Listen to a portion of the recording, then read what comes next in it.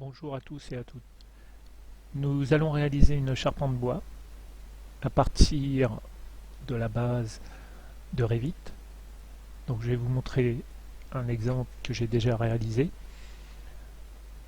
Ici vous avez une maquette d'une charpente bois avec leurs pannes, les chevrons, les liteaux et la ferme qui soutient tout ceci. Donc ces éléments-là ont été réalisés avec la base Revit, uniquement la base Revit et non pas d'applicatif ou de plugins supplémentaires. Donc vous pouvez voir qu'on peut réaliser des choses sans être obligé de rajouter des applicatifs. Donc c'est ce qu'on va voir dans la prochaine vidéo.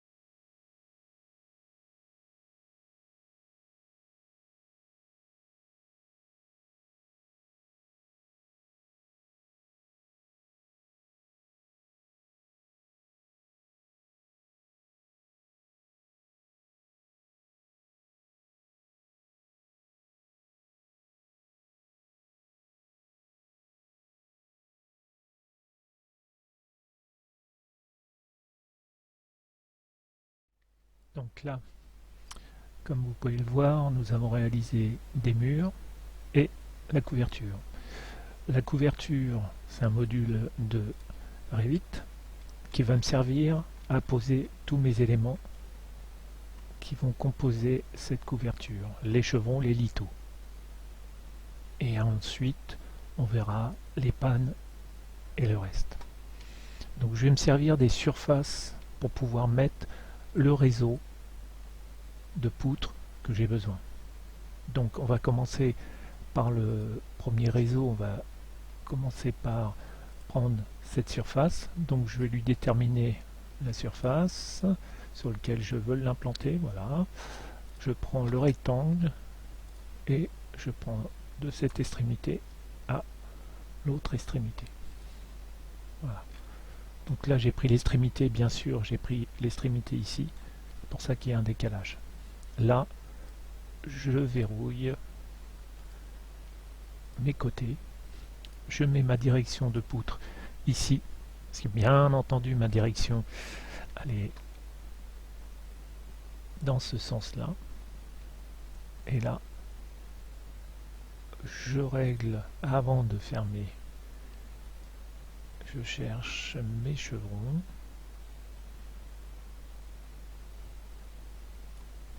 Qui sont ici. J'applique.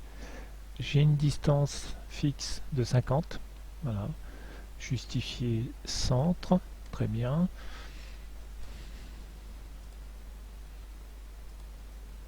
Et on applique. Et on ferme la commande. Donc là, on vient d'appliquer. Donc, ils nous ont bien dessiné les chevrons. Mais comme vous pouvez le voir, les chevrons se trouvent à l'intérieur et moi je les veux à l'extérieur. Donc ce qu'on va faire, c'est qu'on va les sélectionner. Sélectionner les éléments dans la vue et dans l'ensemble du projet. Vous voyez, ils sont tous sélectionnés. Voilà. Et là, je vais aller dans la commande des chevrons et dire que je les veux justifier pas en haut, mais en bas. Et là, ils vont se retrouver sur la surface et non en dessous. Voilà. Donc là, nous avons déjà dans un premier temps, très rapidement, vous avez pu voir, mis les chevrons qui sont espacés, eux, de tous les 50. Donc quand vous venez comme ça entre deux chevrons, vous sélectionnez l'armature. Quand vous cliquez deux coups dessus, vous pouvez, comment dire, modifier la surface. Si je modifiais l'élément toiture qui est ici. Et je décide pour X raisons de modifier cette surface, de complexifier, on va dire, cette surface. Donc là je suis en 3D, je vais me mettre plutôt en plan parce que des fois en 3D ça marche pas tout le temps. Enfin ça marche, mais on peut faire des bêtises. Donc c'est plus simple. Je vais dire voilà, une avancée de 2 mètres, un retour. Je fais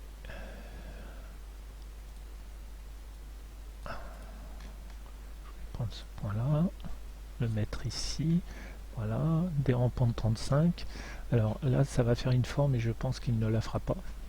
Ça, je supprime. Parce que les pentes, j'aurai la même pente là. Donc je pense que ça va pas fonctionner. On va toujours regarder, on va toujours voir. Ça ne coûte rien. Donc là, voilà, j'ai mes 30 degrés et on va voir ce que ça donne normalement. Ça devrait le faire. Et il l'a fait, vous voyez, la forme. Et bien sûr, en dessous, vous voyez, en transparence, vous voyez qu'il a ajusté automatiquement le mur. Puisque j'ai demandé, à un moment donné, vous avez vu dans la vidéo, que il m'a demandé si je voulais attacher les murs à la couverture. Donc, vous voyez, là, automatiquement, ça s'est ajusté. Donc, je peux aussi modifier cet élément-là en lui disant, bah, maintenant, tu vas prendre cette arête-là. Voilà. Je fais mes raccordements pour être sûr que ça sera bon. Voilà. Et là, je valide et automatiquement, eh ben, il a ajusté mes chevrons à la nouvelle géométrie. Voilà.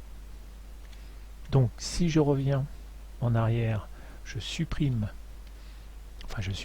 désactive la définition de l'inclinaison.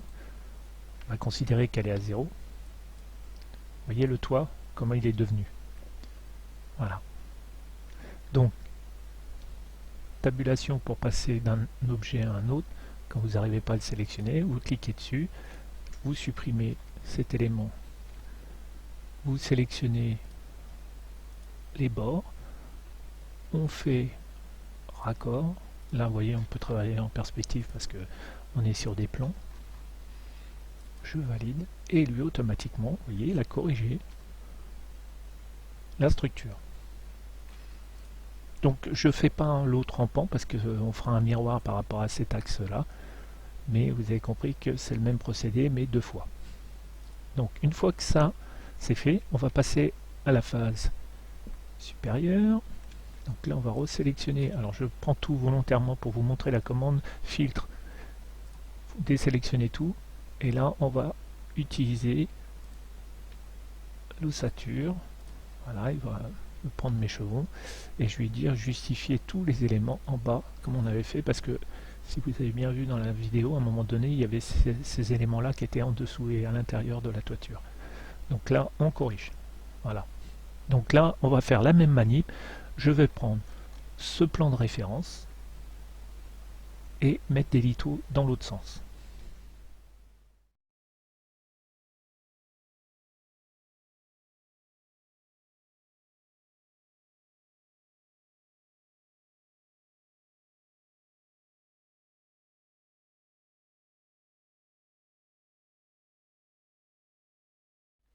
Là vous notez que je ne vais pas changer le sens et la direction des poutres parce que mes litos sont perpendiculaires à mes chevrons.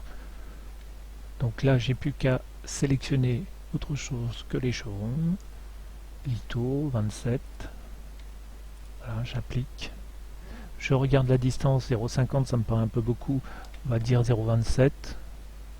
Voilà, donc là on est centré, donc il partira par rapport au centre de la géométrie. On peut voir aussi que par rapport à la ligne, c'est-à-dire qu'il peut distribuer par rapport à la direction, donc on peut faire ça. C'est-à-dire que logiquement il part de là avec un lito plein et il finit avec ce qui reste. Et là, vous finissez par conclure, voilà. Et là on se retrouve avec les litos. Alors pareil, les litos ils sont toujours en position, comment dire, haute. Donc il suffit de les sélectionner et lui dire de les remettre en partie haute. Voilà. Vous voyez, c'est pas compliqué du tout. Une fois qu'on a fait ça, on a fait une grande partie de la couverture.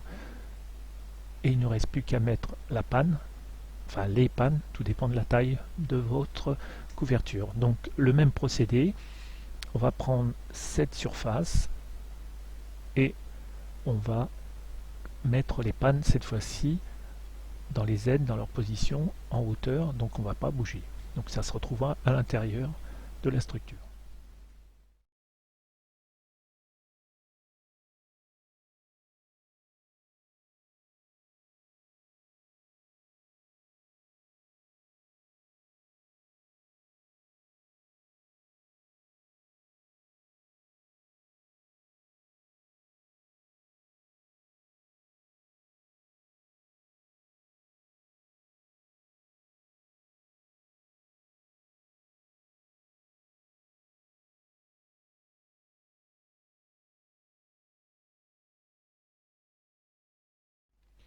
Donc là, on peut voir nos pannes intermédiaires, la sablière qui est ici et la fêtière là, on va les dessiner en se mettant sur la vue sud. Donc ça c'est l'élévation, la ouest ou la est. Donc sur la est, on peut voir que nous avons déjà mis en place, parce que je me suis servi d'un fichier de base, notre charpente en place.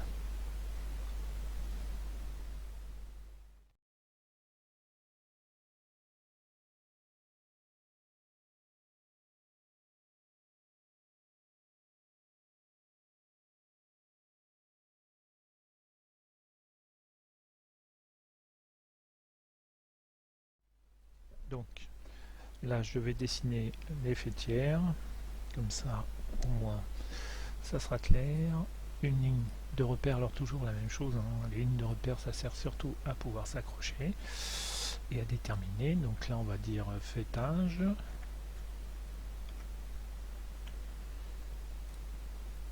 Alors ouais, bon on va l'appeler autrement, on va l'appeler fêtière.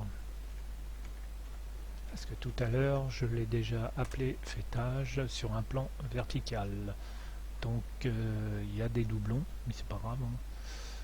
Je crois, voilà, fêtage il est là, c'est bien ce que je pensais. Je l'avais fait en plan pour pouvoir se repérer. Voilà, donc il y avait des doublons. Donc ici nous avons notre fêtière qui va être positionnée à cet endroit là. Donc je vais me mettre en perspective, je vais supprimer la perspective en me mettant en ortho, ça sera peut-être plus simple. Voilà, et je vais essayer de faire une chose, une poutre. Je vais prendre le madrier que je prends d'habitude, là il n'y a pas beaucoup, voilà, fêtière, que j'ai appelé fêtière, et je vais sélectionner ceci, en sachant que mon plan de construction, je ne l'ai pas sélectionné, il est là. Donc c'est pas grave, je vais me remettre en vue de côté, ou même sur la vue est. Voilà, j'ai ma fêtière qui est effectivement ici. Le plan de construction, je vais lui choisir un autre plan. Ah, il ne veut pas. Donc, pourquoi il ne veut pas? Mon plan de construction, choisir un autre, il ne veut pas. Ah oui, c'est dans l'autre sens. Bon, c'est pas grave. En tous les cas, il s'est bien accroché ici. C'est ce que je voulais. Maintenant, je vais faire une rotation de l'objet de 45 degrés à peu près. Voilà, donc là il s'est mis à 0, donc c'est pas 45, c'était moins 45 degrés. Voilà. Et là, dans les aides, je voudrais qu'il se décale. Donc on va faire une mesure très simple. On va calculer la distance entre ce point et ce point-ci, qui est de 3,75.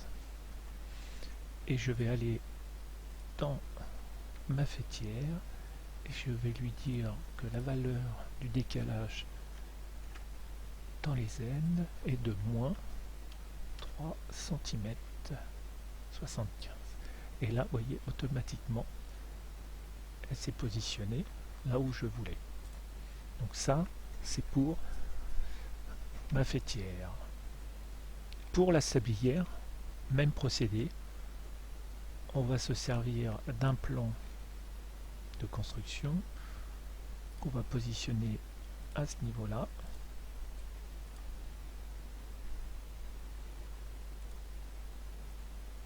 Voilà. Là, je peux l'appeler sablière.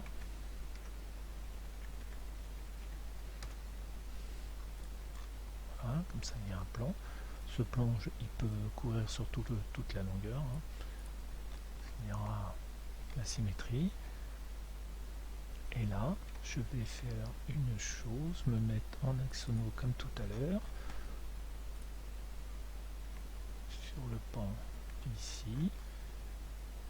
Je vais mettre en filaire. Voilà. Ce mur-là, qui est attaché, je vais le sélectionner en espérant que... Non, je ne vais pas arriver à le sélectionner puisque là, je vais prendre la toiture, donc je vais m'incliner. Je vais prendre par le dessous ce mur-là et je vais lui demander de détacher de cette toiture. Voilà, comme ça il sera droit et ça sera beaucoup plus simple pour moi pour travailler.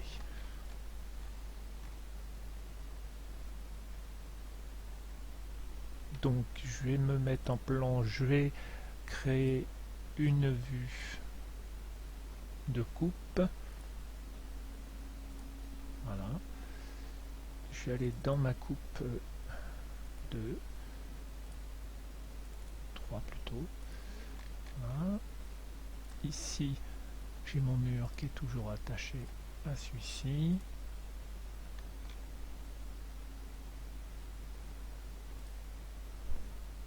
On va voir si je descends sa hauteur.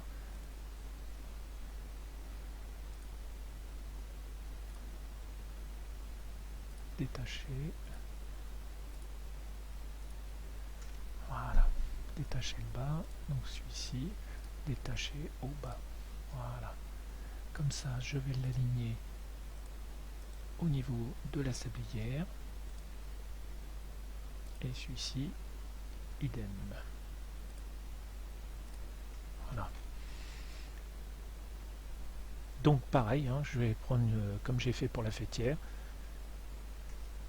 je vais mettre une sablière en utilisant bien entendu les éléments qui sont situés ici, le point de justification et le positionnement dans les Z et dans les Y. Bon, là vous pouvez l'utiliser à ce niveau-là, mais moi je vais directement dans la boîte, la propriété de l'objet.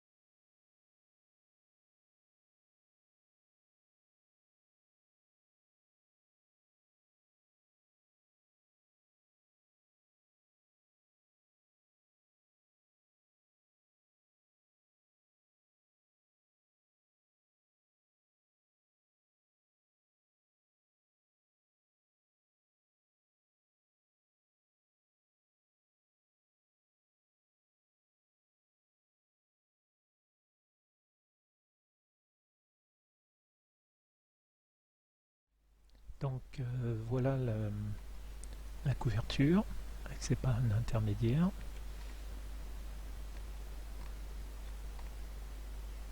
Vous voyez, c'est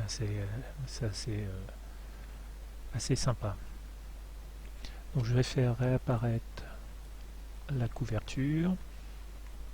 Je vais aller chercher les composants de couverture, ce qu'on appelle les bords de toiture. Donc ici, le bord de toiture, par défaut, il a déjà un profil avec un matériau. Donc là, je n'ai pas chargé des bordures de toiture. Donc on va prendre par défaut et on va voir ce que ça donne. Voilà. Vous voyez, ça suit la toiture. Donc là, on va faire le tour. Et vous comprenez un petit peu mieux pourquoi je garde la toiture de base de Revit qui me permet de finir la toiture en entier. Donc pour des questions de facilité, vous pouvez voir que j'ai mis la toiture au-dessus, mais c'était surtout pour la démonstration, parce que normalement elle devrait être comprise dedans. Parce que là, il s'arrête vraiment au bord de la toiture. Et ça, c'est pas grave, ça se règle après. C'était juste pour la démo, pour que vous puissiez voir la toiture.